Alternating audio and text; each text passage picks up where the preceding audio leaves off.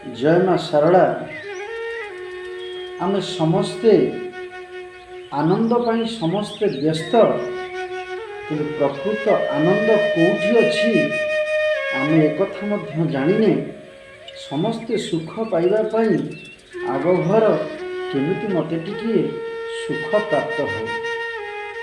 सुख ही से अविनाशी आत्मा आमको देइथांते, किंतु आमे सदा सर्वदा मनर चाकर हो जाइए। मन आमको जुआड़े भिड़ुची आमे सियाड़े जाउछे। मन होउची एक ओलिया गाई संगे समान। जेतेबेले गौड़टी धेनु मान को लेकिन गाई पल को लेकिन चढ़ाऊँची, खेत आड़ को जो गाईटी मन करे से 100 गाई की केबेले गोटे गौड़ अटकई पारिबनी।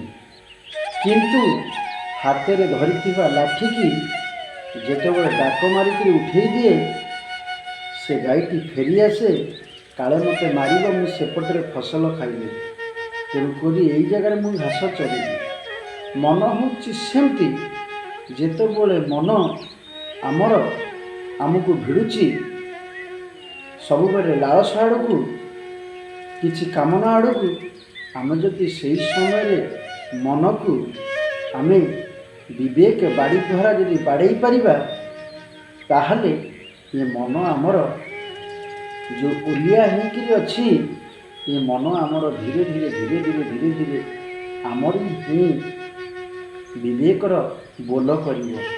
ताले विवेकर बोल करिबा पाई सर्वप्रथम केमिति आमे प्रयत्न करिबा। सर्वप्रथम जीवन में सद्गुरु दरकार। जहाँ जीवन में सद्गुरु आसे तार मन मरी जाए।